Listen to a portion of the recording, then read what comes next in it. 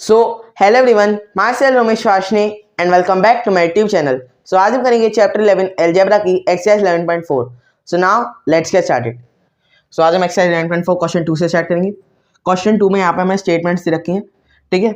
इन statement है ना, इन statement से हमें इन स्टेटमेंट के जो एक्सप्रेशन दे रखे हैं इन्हें हमें इस्तेमाल करके इन एक्सप्रेशंस को ऑर्डिनरी लैंग्वेज में लिखना है, ठीक है। क्या करना है, एक एग्जाम्पल दिया है, ठीक है। आपके क्वेश्चन में आपको जो क्वेश्चन में एग्जांपल दिया है मैं वही बता देता हूँ। आपको एक हिंट दे रखी है कि कैसे करना है ये क्वेश्चन, ठीक है। उसको देख के आपको समझ में आ जाएगा।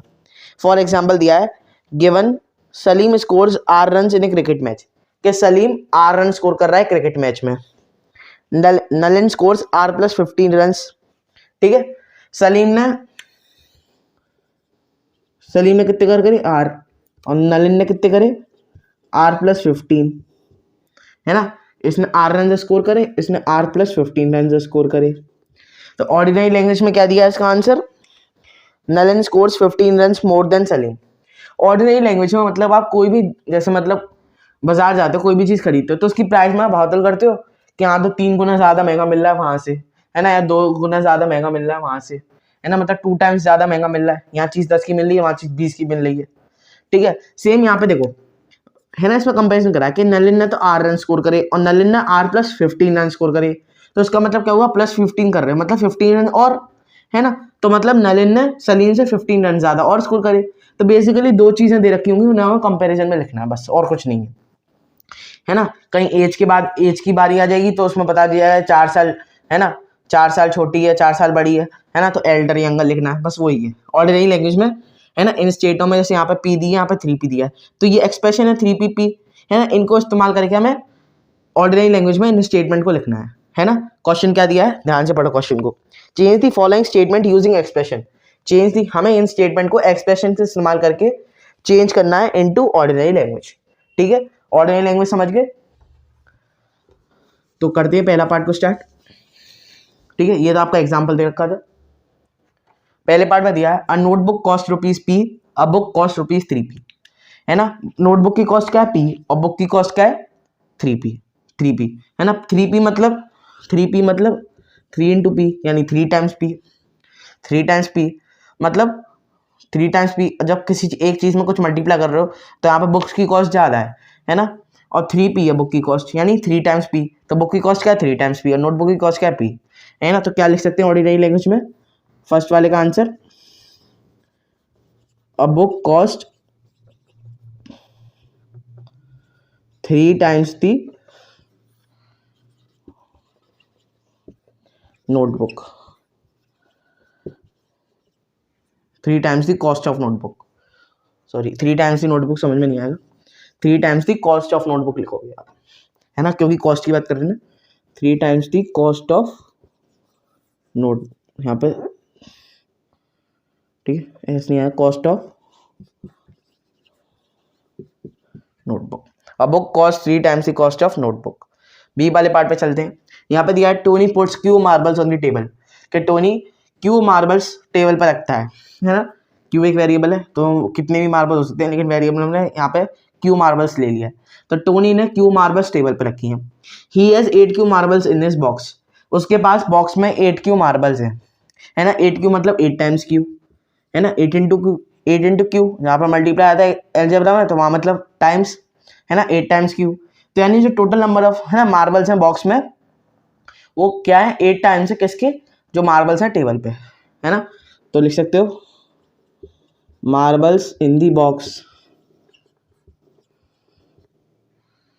आर, है ना, मार्बल नहीं है मार्बल्स है, तो आर लिखोगे, 8 टाइम्स दी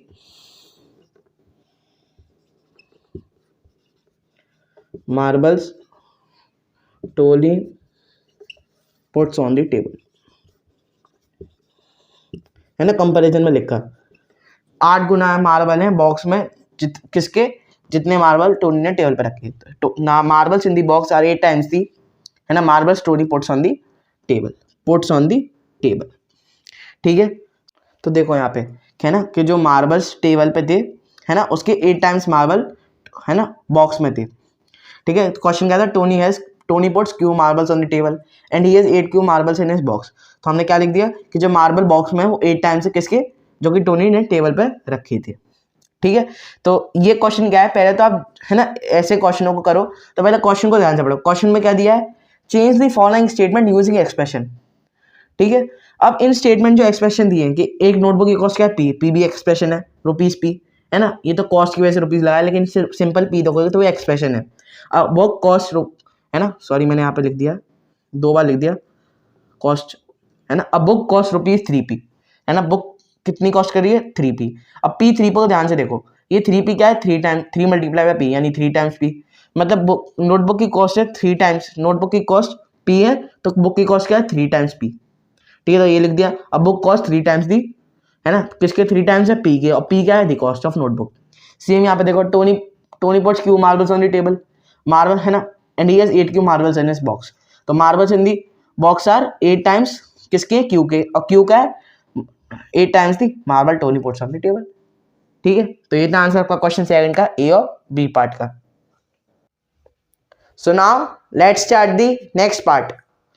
सो पार्ट सी में दिया है, our class has n students, the school has 20 students. Class में कितने बच्चे हैं, n स्टूडेंट्स हैं है ना, n बच्चे हैं। स्कूल में कितने हैं, 20 स्टूडेंट्स हैं है ना। अब n और 20 को देखो, स्कूल में कितने स्टूडेंट्स हैं 20n, यानी 20 इंटू n यानी 20 टाइम्स n है ना, मल्टीप्लाई हो रहा है तो टाइम्स आ जाएगा अलजेब्रा में, 20 टाइम्स n है ना। तो 20 टाइम्स n स्टूडेंट्स हैं किसके है ना, n क्या है हमारा है ना, number of students in A class. तो स्कूल में कितने बच्चे हो गए, 20 टाइम्स है किसके, number of students in A class, इतने बच्चे हैं स्कूल में। तो क्या लिख सकते हैं इसका answer, total number of students है ना, नंबर मैंने शॉर्ट में लिख दिया NO डॉट करके। पहली बात आप ध्यान रखो कि कभी भी एग्जाम में ऐसे मत लिखो नंबर, टीचर आपका नंबर काट देता है, कुछ नहीं काट, कोई नहीं काटता, लेकिन कोई काट देता है, आपको पता नहीं है वो नंबर काटेंगे कि नहीं काटेंगे। ठीक है, तो रिस्क मत लो, पूरा लिखो NUMBER है ना, ऐसे शॉर्ट में मत लिख के आओ। यहाँ तो मैं लिख लेता हूँ NO है ना, क्योंकि मैं आपको समझा रहा हूँ, लेकिन मैंने आपको बता भी दिया है कि NO क्या है, नंबर है। ठीक है, तो ऐसे मत लिख के आओ, ऐसे लिख के आओ। ठीक है, टोटल नंबर ऑफ स्टूडेंट्स है ना in the school,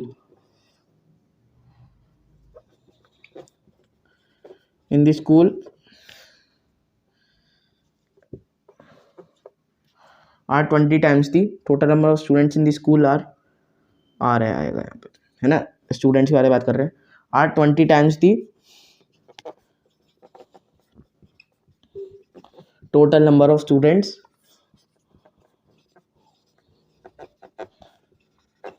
in the class है ना। Total number of students in the school क्या है, 20 टाइम्स है किसके, 20 टाइम्स है n के, n क्या है, total number of students in the class. तो total number of students in school are 20 times the total number of students in the class है ना। अब देखो ये जो क्वेश्चन होते हैं ना स्टेटमेंट वाले, जब मैंने आपको एक्सप्रेशन से स्टेटमेंट बनाना सिखाया था, मैंने आपको ये भी कहा था कि एक्सप्रेशन की स्टेटमेंट बहुत तरीके से बन सकती है ना। आप शब्दों को इधर उधर कर सकते हो, ठीक है, कोई और शब्द इस्तेमाल कर सकते हो। मैंने आपको ये लिखा दिया, ये भी सही है, आपके आंसर शीट में दिया है वो भी सही है, आप खुद से जो लिख रहे हो है ना, कोई और है, अगर आपके टीचर कुछ और अलग स्टेटमेंट लिखवा रही है तो वो भी सही है। स्टेटमेंट का फर्क पड़ जाता है, लेकिन मेन मुद्दा क्या है कि टोटल नंबर ऑफ स्टूडेंट्स क्या है, 20n है, n क्या है, number of student the class. तो स्कूल में कितने बच्चे हैं, 20 टाइम्स है, जो कि एक क्लास में 20 टाइम्स है n बच्चे, 20 टाइम्स n बच्चे हैं एक स्कूल में। तो n क्या है हमारा number of student in the class, वही हमने यहाँ पे लिख दिया। अब Jaggu is Z years old है ना। अब यहाँ पे एक चीज नहीं दी, यहाँ पे 2 चीज दी है। यहाँ पे तो सिर्फ ये बताया था कि स्कूल में n बच्चे हैं, तो क्लास में n बच्चे हैं, तो है ना, और स्कूल में कितने बच्चे, 20n। यहाँ पे क्या दिया है, Jaggu is Z years old। अब यहाँ पे अंकल आंट दोनों की एज और दी है, ठीक है, तो यहाँ पे एक ही स्टेटमेंट में 2 चीज हम बताएंगे, ठीक है। His uncle is 4Z years old, ये Z है, ठीक है, 4Z years old। 4Z क्या हो गया, 4 मल्टीप्लाई बाय Z यानी 4 टाइम्स Z। Z किसकी एज है, जग्गू की, तो अंकल की एज क्या होगी, 4 टाइम्स जग्गू एज, ठीक है, Jaggu's age. And is aunt is 4Z minus 3 years old है ना, 4Z minus 3 years old, 4Z minus 3 years old है ना। 4Z किसकी एज है, अंकल की है ना, और -3 कर रहे हो अंकल की एज में से, तो हमारी आंट की एज निकल रही है। -3 करने पे मतलब जैसे आपके बड़े भैया 16 साल के हैं है ना, उसमें से -3 कर दो है ना, -3 कर दो 13, तो आपकी एज आ जाएगी 13 ईयर्स है ना, तो इसका मतलब अपने भैया से 3 साल छोटे हो। सेम यहाँ पे अंकल की एज में से 3 माइनस कर रहे हो तो आंट की एज निकल रही है ना पूरी। जब यहाँ पे जेड की वैल्यू पुट करोगे तभी इसका आंसर निकलेगा, है ना। इसको हमने होल में आंट की एज मान लिया, तभी यहाँ पे ब्रैकेट लगा हुआ है 4z माइनस 3 ईयर्स, है ना। बताया था ना बीच में प्लस माइनस का ऑपरेशन हो, है ना, तो ब्रैकेट लगा के जो भी चीज़ यूनिट लिखती है वो लिखो, 4z माइनस ब्रैकेट तब ईयर्स, ठीक है। इससे कि पूरा जो हमारी ये चीज़ है ये पूरे ईयर्स में दी है, 4z माइनस 3 ईयर्स, है ना। अंकल की एज में से 3 माइनस कर रहे हो तो यानी, है ना, अंकल की एज में से कुछ माइनस कर रहे हो, यानी आंट क्या है, अंकल की एज में से 3 साल छोटी है, अंकल से 3 साल छोटी है, तभी तो अंकल की एज में से हमने 3 माइनस कर रहा, तभी तो आंट की एज निकली, तो मतलब आंट अंकल से 3 साल छोटी है, ठीक है। सेम यहाँ पे देखो मैंने आपको बताया था, है ना। देखो जब भी आप एज वाले क्वेश्चन लिखो ना तो यहाँ पे ये मत लिखो टाइम्स, है ना, लेस देन, नहीं ऐसे मत लिखो, यहाँ पे ओल्डर और यंगर लिखो तो ज़्यादा सुटेबल रहेगा स्टेटमेंट में। ओल्डर मतलब बड़ा, है ना, एल्डर मतलब छोटा, ठीक है। अब देखो जैसे मान लो ये 2 दिया है, ठीक है, एक नंबर है 2, 2 में कुछ मल्टीप्लाई कर रहे हो तो वो 2 से ज़्यादा ही आएगा ना, है ना। 2 में कुछ मल्टीप्लाई कर रहे हो तो वो 2 में कुछ ज़्यादा ही आएगा ना। अगर आप 1 से मल्टीप्लाई करोगे तो नंबर इट सेल्फ आ जाए, लेकिन 1 के अलावा कोई और नंबर मल्टीप्लाई करोगे तो वो 2 से ज़्यादा ही आएगा, है ना। सेम यहाँ पे देखो जब जग्गू की एज z ईयर्स ओल्ड है ना, और उनके अंकल की एज 4z ईयर्स ओल्ड है ना, अंकल की एज 4z ईयर्स ओल्ड है, तो यानी जग्गू के अंकल क्या है, 4 टाइम्स ओल्डर है जग्गू से, है ना, 4 टाइम्स ओल्डर है जग्गू की एज के, है ना। अंकल क्या है, 4 टाइम्स ओल्ड, अंकल की एज क्या है ना, एज के बारे में हम अभी बात नहीं कर रहे, अंकल क्या है ना, एज को मारो गोली, अंकल क्या है 4 टाइम्स जेड, जेड क्या है हमारी जग्गू की एज, तो अंकल क्या है 4 टाइम्स ओल्डर है जग्गू से, है ना। जग्गू की एज z ईयर्स है, अंकल की एज है 4z ईयर्स, तो 4 टाइम्स z यानी z क्या है जग्गू की एज, तो अंकल क्या है 4 टाइम्स ओल्डर है जग्गू से, है ना। तो स्टेटमेंट क्या हो सकती है, Jaggu's uncle is 4 times older than Jaggu, ठीक है, and is aunt is 3 years younger than Jaggu's uncle, बन गई स्टेटमेंट, ठीक है। ये मैंने बता दिया, जहां भी एज का दिया हो ना वहां पे यार क्या यूज करो, शब्द को फिट करने की कोशिश करो स्टेटमेंट्स में, यंगर और ओल्डर। यंगर मतलब छोटी, कुछ माइनस कर रहे हो एज में से, है ना, प्लस कर रहे हो या मल्टीप्लाई कर रहे हो, है ना, तो एज बढ़ रही है, प्लस कर रहे हो मल्टीप्लाई कर रहे हो तो एज बढ़ रही है ना, तो ओल्डर हो गया, माइनस कर रहे हो तो एज कम हो रही है, ठीक है। तो देखो क्या होगा हमारा, है ना, जेड ईयर्स ओल्ड, तो आंसर लिखते हैं इसका, समझ गए।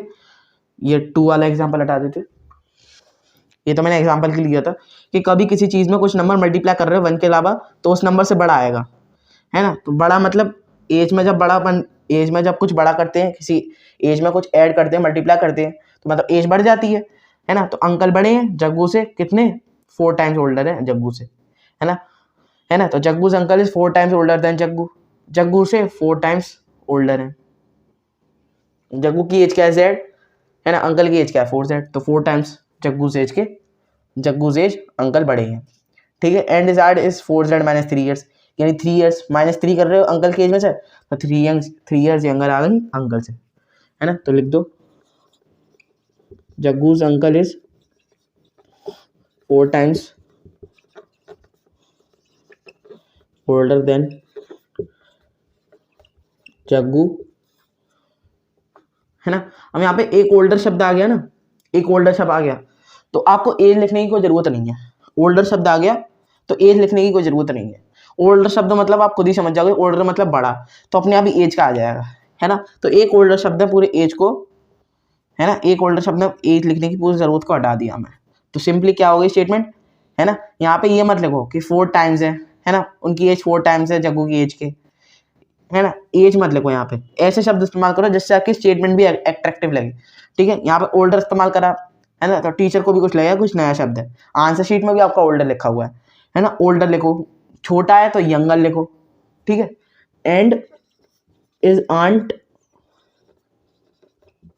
है ना, and his aunt is 3 years younger than किसके है, younger than his uncle, 3 years younger है अंकल से, ठीक है, 3 साल छोटी है, तभी तो 4z माइनस 3 ईयर्स आ गया। अब देखो यहाँ पे 4z कुछ नहीं होता, यहाँ पे होता 4z की जगह मान लो z प्लस 4 होता है ना। यहाँ पे अभी हमने टाइम्स लिखा है, क्योंकि टाइम्स मतलब जक्कू की एज है उसके 4 टाइम्स है ना, जक्कू की एज की 4 टाइम्स है, 4 मल्टीप्लाई बाय जेड है ना। यहाँ पे 4z है, अब यहाँ पे मान लो 4z की जगह z प्लस 4 होता, तो यहाँ पे टाइम्स नहीं आता, यहाँ पे सिर्फ आता 4 ईयर्स ओल्डर देन, है ना। टाइम्स की जगह आया था 4 years older than Jaggu, Jaggu के अंकल 4 ईयर्स ओल्डर देन है जग्गू से, है ना। प्लस 4 कर रहे हो जग्गू की एज में, तो 4 साल और बढ़े। अब यहाँ पे मल्टीप्लाई है तो 4 टाइम्स ओल्डर है, ठीक है। तो ये था आंसर आपका क्वेश्चन सेकंड का, सी और डी पार्ट का। So now let's start the next part.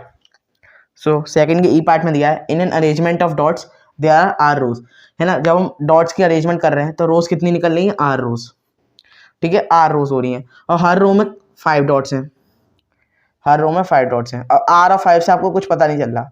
अब आप इन दोनों से कुछ और निकाल के देखो, है ना, इन दोनों से कुछ और निकाल के देखो। जब आपको दो स्टेटमेंट में जो एक्सप्रेशन दिए उनसे आपको कुछ पता नहीं चल रहा, तो इन दोनों को स्टेटमेंट से एक्सप्रेशन को इस्तेमाल करके कुछ और निकाल के देखो। अब नंबर ऑफ रोज क्या है, आर, हर रो में, ईच रो में, है ना, ईच रो में कितनी है, आर, है ना, ईच रो में 5 डॉट्स हैं, और नंबर ऑफ रोज कितनी है, आर, है ना। तो जब एक रो में 5 डॉट्स हैं तो आर रोज में कितने होंगे, तो नंबर ऑफ डॉट्स निकल जाएंगे यहाँ से, है ना। इन दोनों जब कोई कुछ समझ में ना आ रहा हो, दोनों स्टेटमेंट कोई रिलेशन ना आ रहा हो एज में, है ना, कोई किसी भी चीज़ में कुछ रिलेशन ना आ रहा हो, तो आप उन दोनों से कोई तीसरी चीज़ निकाल के देखो। तो यहाँ पे हम नंबर ऑफ डॉट्स निकालते हैं, है ना। नंबर ऑफ डॉट्स क्या आ रहे हैं, है ना, 5 इंटू आर, है ना, क्योंकि जब एक रो में आर 5 है और आर रोज में कितने हो जाएंगे, 5 इंटू आर, क्योंकि नंबर ऑफ रोज आर है और number of dots in each row 5 है, तो 5 इंटू आर यानी 5 आर डॉट्स, है ना, 5 आर डॉट्स, 5 आर डॉट्स आ गए, है ना। तो इस है ना, तो इस स्टेटमेंट को हम ऑर्डिनरी लैंग्वेज में क्या लिख सकते हैं कि जो टोटल नंबर ऑफ डॉट्स है ना वो 5 टाइम्स है ना, टोटल नंबर ऑफ रोज के, है ना। डॉट्स क्या निकले, 5 इंटू आर, है ना, आर क्या है हमारी, नंबर ऑफ रोज, है ना, नंबर ऑफ रोज, तो 5 टाइम्स हो गए नंबर ऑफ रोज के, है ना। तो टोटल नंबर ऑफ डॉट्स क्या हो गए, 5 times he total number of रोज, है ना। तो इससे निकाल दिया टोटल नंबर ऑफ डॉट्स और 5 टाइम्स दी